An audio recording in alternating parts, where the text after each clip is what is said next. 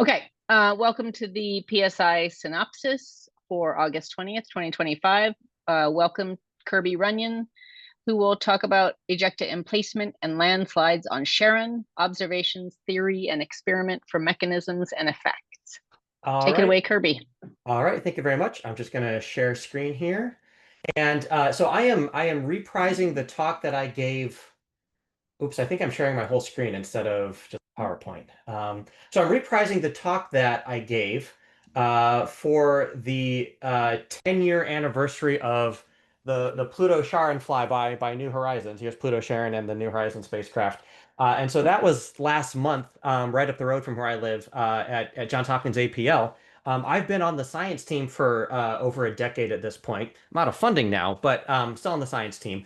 And so I've kind of applied some of my experiments and observations to Charon. So I just wanted to kind of reprise that here, and hopefully this will be a pretty quick talk within the 15-minute time frame here.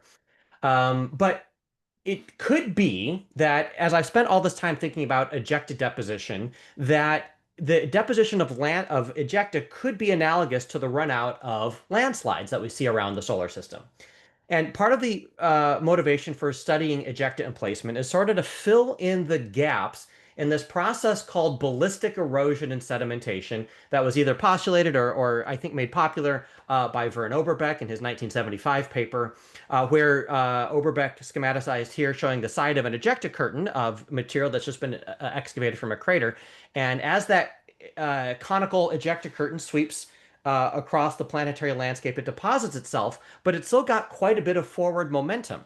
And so that forward momentum is available for erosion, exhumation, and overall scouring of the planetary surface. And so this so it's this outward movement of the still dynamic ejecta blanket that could be analogous to landslides. And so I kind of wanted to bring this together using looking at Charon as an example.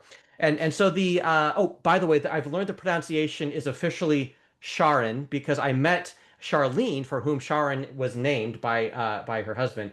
And so her name is Charlene. She goes by Char, and so the moon is Charon. But I won't correct anybody because it's kind of a personal preference thing. But I've tried to change my pronunciation after meeting Charon's namesake person, who's lovely. Anyways. Thank you. I stand corrected. Not to correct anybody, just saying I was corrected myself in how to pronounce it. So I'll probably still mess up. But the idea is if we look at an existing ejecta deposit around a crater, and I chose Hokusai crater on Mercury because it's very Martian actually in its ejected deposition. We can trace the outer outline of the continuous ejecta deposit shown here in black. But because of this outward momentum of ejecta curtains, we know that the ejecta curtain must have landed somewhere closer to the crater, shown by the dotted line, and then flowed across the surface on the ground to its current extent. And so I'm hoping to kind of fill in some of the gaps here in my ongoing research. Okay, so could the ejecta deposition and landslide runout be analogs for each other in both the mechanisms and effects? So let's kind of take a look at this. On the left is a landslide deposit on Charon. And right is one of its lobate abrupt terminus ejecta craters. So let's take a look at some examples around the solar system. Starting with Mars on the left, we've got this really beautiful fan-shaped lobate landslide deposit somewhere around Valles Marineris. I think it's in my speaker notes that I can't see right now. But there's also this beautiful radial striations on the surface of this really gorgeous lobate landslide deposit indicating direction of motion. In fact, we can even see, if you can see my cursor, you can see where two different landslides have overrun. One has overrun the other. And you see the effects of both, and still even preserving some of the stratigraphy of the other one. And this is similar in many regards to a lot of the lobate rampart ejecta seen here at Tooting Crater on Amazonas Planitia, other place. And this is a very common occurrence on Mars, seeing this sort of lobate rampart ejecta deposit in some ways very similar to some of these landslide deposits here. Of course, we also see this on Earth if we do a cross-section into the Bunta Breccia ejecta deposit of the Ries crater in Germany, which I've yet to make it to. We see this really this matrix-supported breccia, this of all this very poorly sorted sediment in the side of this ejecta deposit here. And then Jenny Larson here at PSI took this picture for me near her home in Utah at the side of the Thistle landslide, showing sort of a similar matrix-supported, poorly sorted sedimentary structure in this Utah landslide. One of the ways that we make ejecta runout and landslide runout comparable, kind of make apples and oranges, apples and apples, is by looking at this concept called runout efficiency. And this is just an energy balance between potential and kinetic energy. In the case of landslides, we take the ratio of its starting height up on that scarp to its runout length, or do the reciprocal of that. So the runout length over its height, and that gives a sense for the runout efficiency. Now, strictly speaking, from a physics perspective, this should be from the center of mass of the deposit up on the scarp to the center of mass of the deposit. However, in practice and really in terms of it being practically applied, we're interested in the maximum starting height and the maximum runout distance. Because if you're a farmer whose barn just got overrun by a landslide deposit, you don't care where the center of mass is. You just care that your barn's not there anymore. The reciprocal of this, then, if you were doing it center of mass to center of mass, would then be the coefficient of friction for the landslide. This is comparable to the runout efficiency for ejecta, and it can be shown, I think it's in my 2018 paper on this, that it is 2 times the force of gravity times the runout length, shown here in L, where it lands to where it stops, divided by the square of the velocity. And that's similar to the hydrodynamic Froude number, if you're hip to those non-dimensional numbers. So the idea is that let's use Charon's smooth Vulcan planum, that's sort of the smooth southern hemisphere of the moon, as a natural laboratory for understanding common processes between landslides and ejecta. And when I typed that prompt into AI, it came up with this cartoon of Charon doing experiments on herself. Okay, so let's take a look at some of the landslides on Charon. They're beautiful. And this is largely adapted from my colleague Chloe Bedingfield's and others' paper from 2020. And I've shown, and the pictures on the left and right are identical. I've just annotated the right-hand side to make it easier. But all of these have these lobate fronts with concave alcoves on the cliffs from whence they came. They all have runout efficiencies of between 3 and 7, roughly. That means that they've run out about 3 to 7 times further than the height from which they fell. These are notably higher than on Iapetus, but they are lower than Earth, Mars, and elsewhere. Just like we've seen in Valles Marineris and some other places on Mars, like Tooting Crater, we have overlapping lobes.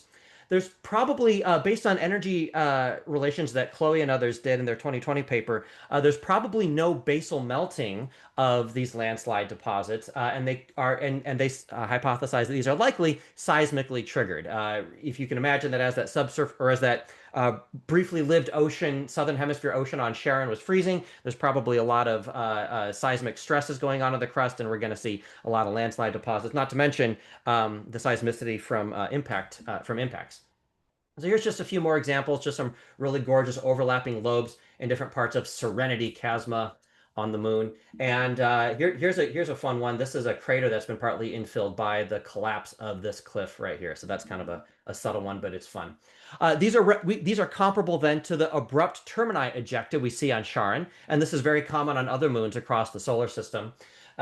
This is adapted from Stuart Robbins, a paper by Stuart Robbins and others from 2018.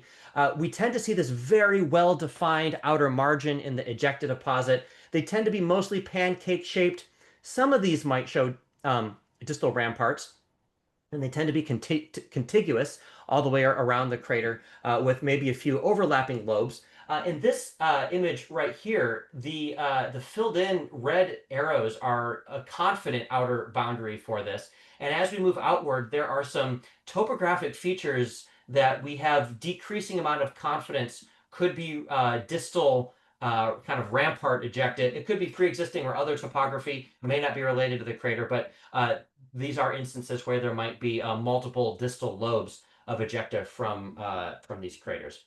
Oh, before I get to that, now especially when I give talks to the public, and it's a lot of fun to give talks to the public on impact cratering. When it comes to the deposition of ejecta, I usually describe it as an avalanche from the sky. And I have yet to see a really good visualization of that. Sure, we see like smooth particle hydrodynamics code from like CTH and ISAIL of calculations of craters forming and the ejecta coming out, but I've yet to see a really good animation. So if any of you are skilled in animation and up with something, let me know. But the best one I've found that actually exists is actually from Rogue One, a Star Wars story, when the Death Star practice fires its super laser at the city of Jeddah.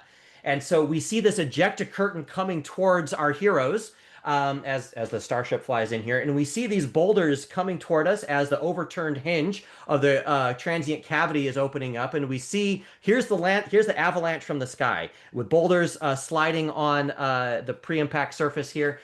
Here's the transient cavity opening up and the ejecta curtain falling down on the surface. Following this, we're Diego Luna. We're terrified. We're flying through all the debris. And finally, we go to hyperspace, leaving the ejecta curtain to do its thing.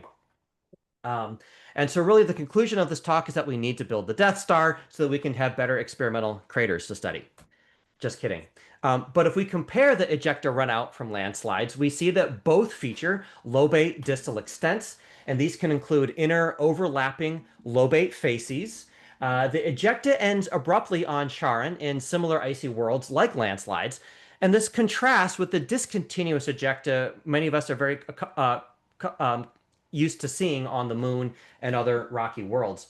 Charon's icy composition could implicate volatiles to facilitate the runout of either landslides or ejecta, or maybe not. The energetics are still pretty low out at Charon.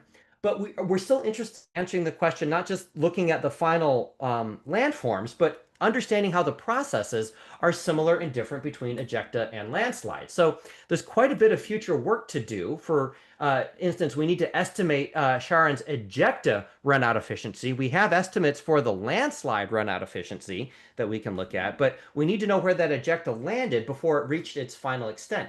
And this requires modeling of the formation of specific craters, not just a general platonic ideal of a Charonian crater, but specific craters and their ejecta to find where the ejecta landed and where it, based on where it ended up. And then we need to compare the L over H values, which we have for the landslide efficiency that we have at the Serenity Chasma landslides, for Charon's landslides, given the inverse Froude relationship for ejecta runout efficiency. Which means that we also need laboratory experiments to measure surface and subsurface effects of both ejecta and landslide emplacement, including the effects of gravity. So, since my PhD days, continuing to the present, I've been doing ejecta emplacement experiments on the ground and in reduced gravity parabolic flight. If you're distracted by the gentleman in the purple shirt, that is Professor George Pentalos, who is playing the djembe drums while his undergrads do the real science. But on the left is a large fixed base catapult at APL, simulating a portion of an ejecta curtain. And then on the right is the subscaled ejecta that my team and I have flown multiple times in reduced gravity parabolic flight. In this case, this is lunar gravity, simulating a chunk of ejecta using the crushed chalk right there. So we can use experiments to simulate the emplacement of ejecta. And one of the really cool things that we've been discovering is this logarithmic relationship of regolith shearing underneath the ejecta deposit. And this is very similar to the fluid dynamic law of the wall, if you remember that from if you've ever studied the Navier-Stokes equation.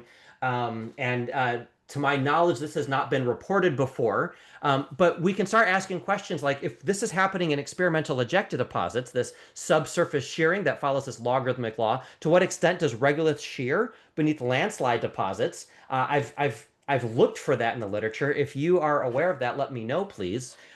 We can start asking questions like, how similar or different is sub-landslide shear to sub-ejecta deposit shear? I would imagine they would both follow a logarithmic relationship. And like I've said, attempts to address this seem scant in the literature, but they seem important for understanding the near subsurface stratigraphy on planetary surfaces. So in conclusion, the landslides and ejecta seem to have a lot of underexplored commonalities evident on Charon and elsewhere, which means we need more ground and flight-based lab experiments. We also need numerical modeling to understand existing craters on Charon, and ideally another Pluto-Charon mission for more and better images. So I'll leave my conclusions up and we can have a discussion as people are interested. So how would Great, you? Kirby. Yeah. Oh, sorry. Go ahead, Question. Bea. Yeah. How would you simulate Charon gravity on Earth? Yeah, good question. So the gravity is 29 centimeters per second squared on Charon. That is within the error bars of a zero gravity parabola as flown by the zero gravity airplane. So it's too low to directly simulate even in parabolic flight because it's too indistinguishable from zero gravity. Actually, PSI has a new NDA with Virgin Galactic that allows us to design experiments for Virgin Galactic. And so what you would need is a pristine microgravity environment, and then you would need the opposite of a reduced gravity drop tower. You would need a lift tower that accelerates up at the desired gravity. So in the case of Charon, to answer your question, Bea, you would need a platform that accelerates upward at 29 centimeters per second squared in an already pristine microgravity environment. And then you could get several seconds of the target gravity level. But a better answer, but less fun answer, is that you could probably use scaling relationships to account for Charon's lower gravity for other experiments. We've done experiments in lunar gravity and Martian gravity and Earth gravity, and so we're starting to understand a little bit how things scale at specific gravity levels, such that we can extrapolate to harder to reach gravity levels.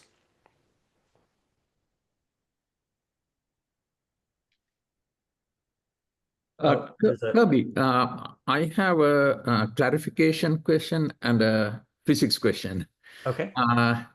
The clarification question is these ejecta are going outward, but it was downward, right? Rather than upward.